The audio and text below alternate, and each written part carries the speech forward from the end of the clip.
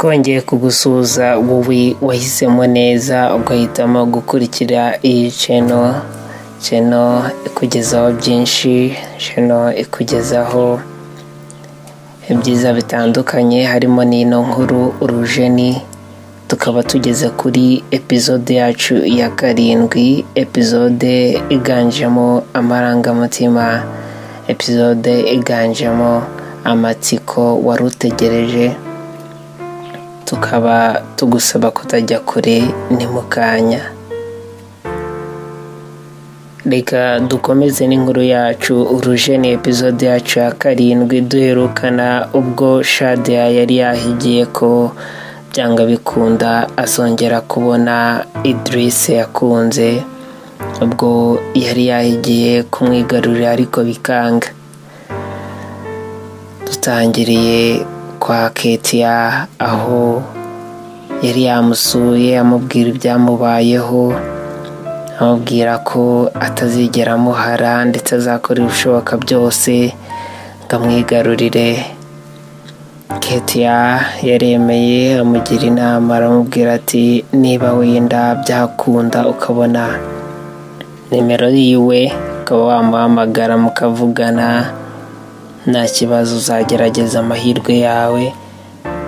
Shadia yemeye gushakira hasi no hejuru nimero za Idris, yemera ndetse no gutanga icyo afite cyose kugira ngo abakora muri kampani yewe abazi adresse za Idris bazazimuhe, maze Ketia aramuherekeza amugeza ku irembo, atega taxi voiture arataha. Reka tugaruke mu cyaro cya Nyamagana. Urujeni na Marisa bavuye iwabo mu rugo berekeza ku gasantere, nta kindi cyari kibajyanye, bari bagiye gushaka Masunzu.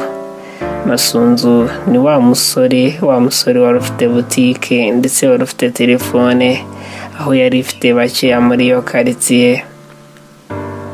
Nta kindi bashaka guhamagara Idris. Bagendaga biguru ntege ari nako bafite ubwoba. Amwabwira ndetse Marisa ati ngwino ariko. Urujeni akamusubiza ati ariko se urabona idutiza. Marisa nawe yakomeje kumurimamo agatima, amubwira ati arayidutiza yewe, wowe fata agapapuro neza ahubwo tugende. Urujeni n'ubwoba bwinshi yakomeje kumubwira ati none se nituvugana ndamubwira iki? Marisa nawe ati uramubwira ko wifuza kumushimira ko yaguhaye amafaranga ukagurira mama wawe imiti, ukarangura n'izindi mbuto, ukaba warungutse ukagura n'ingurube, ukaba ushaka kumuha n'imbuto zo kumushimira. Hari ikindi?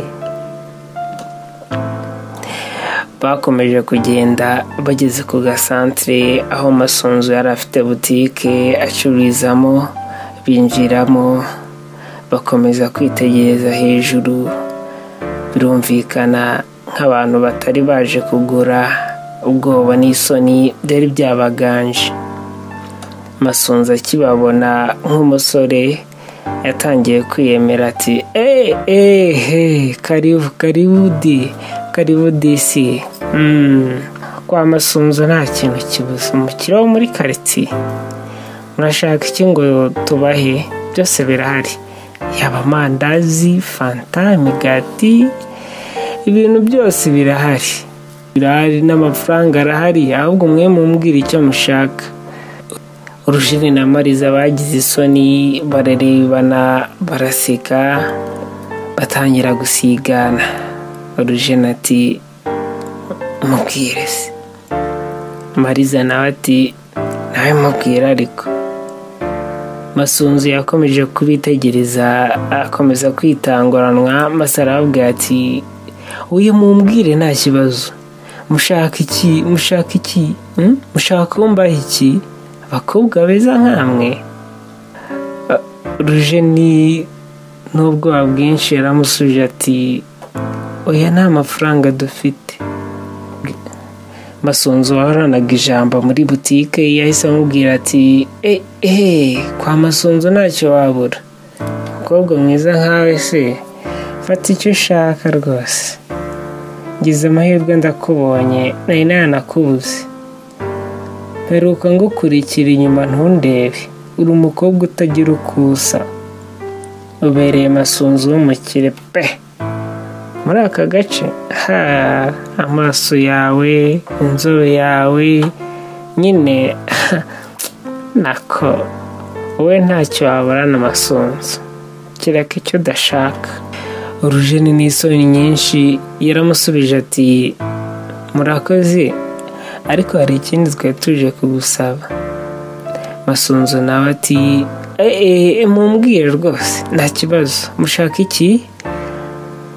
Urujeni yakomeje kugira ubwoba ariko aramubwira ati twashakaga kugutira ka kantu gahamagara. Masunzu yarasetse cyane. Telefone se nta kibazo rwose, ngiyi dore ngiyi se nicyo ndusha abandi basore bose bino. Uyu musozi se hari umuntu ufite akantu nk'aka? nako hari umuntu ufite mobayiro? Urujeni yongeye kwicwa n'isoni maze aramubwira ati none se ko tutazi kuyikoresha? Masunzu nawe yakomeje kumubwira ati ibyo nabyo ndabafasha rwose, mumbwire nimero ahubwo. Urujeni yamuhereje ka gapapuro, abonye nimero arikanga azandikamo ahereza Urujeni ngo ashyire ku gutwi, maze aramubwira ati nakwitaba uvuge ngo halo. Nyuma y'akanya gato Urujeni yaritabye. halo, none se ko numva avuga icyongereza? akira bivugishiriza. Masunzu yashikuje telefone Urujeni ashyira ku gutwi, maze nyuma y'akanya gato aravuga ati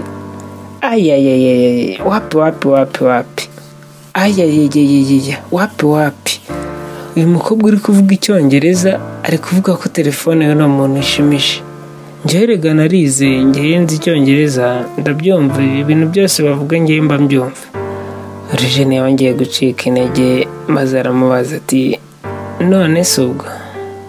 Masunzu nawe aramusubiza ati ubwo nta kundi nyine ni ugutaha ukazagaruka undi munsi. Urujeni na Mariza barikuye barataha, gusa Urujeni yarababaye. Mariza agomeza kumwihanganisha, bafata inzira barataha. Tugarutse mu gitondo kimwe, hari mu ma saa 3 za mu gitondo, Idris yari yasinziriye mu kazi aryamye ku meza, akangwa na telefone ashigukira hejuru, akanda Yesu ashyira ku gutwi. Idris ati Yesu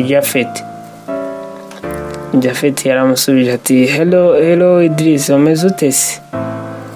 Idris yaramusubiza ati wapi kabisa, umagaye ndi kure pe, nari ndi kure sana.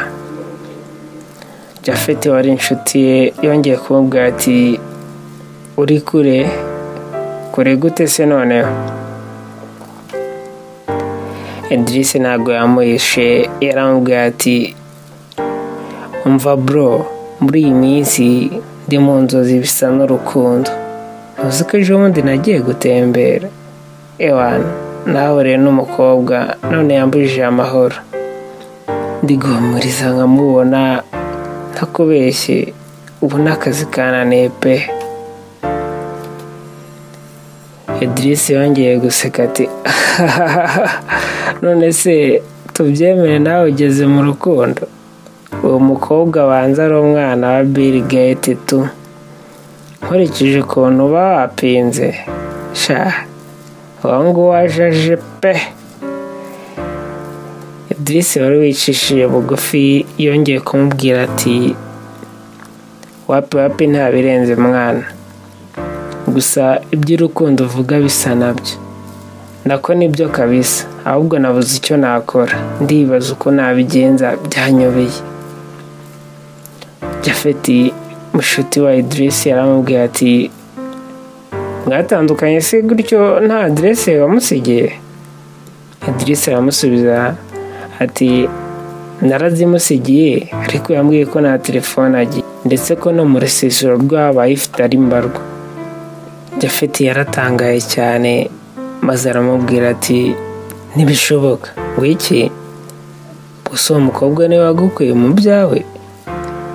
Idris yakomeje kwicisha bugufi maze aramubwira ati wibitindaho bro, ahubwo nawe mbwira icyo nakora nk'umusore mugenzi wanjye. Nyuma y'akanya gato Japhet yaramusubije ati none se nta wundi muntu wamutumaho mwana? Reba umuntu mwaramenyanye igihe uherukayo. Idris yamusubije vuba ati Japhet, umukobwa nakwitabaza navuye umwanzi yitwa Shadia, ashaka kuntaba mu mutego, nifuza ko njye nawe ntawe tuzongera guhurira. Japhet yongeye gutuza umutima maze aramubwira ati okay, reka hari umukobwa tuziranye hano i Kigali yitwa Ketia, umwe mu bakobwa babana neza, n'umwana mwiza pe, ushobora kumuhamagara akitanga akamudushakira, ukaba wanamurangira akajya kumureba cyangwa se mukajyana. Idris yarashigutse arishima atangira kubwira Japhet n'ibyishimo byinshi ngo amufashe uko ashoboye. Atangira gukurura amashusho yongeye kubana n'Urujeni. Byari bitangaza ku Urujeni ndetse bikaba umugisha kuri Idris. Ntuzacikwe na episode yacu ya 8 y'inkuru Urujeni. Twibutsa gukora like, comment, share ndetse niba utarakoze subscribe ikore none ahangaha, ino nkuru izajya kugeraho mu ba mbere.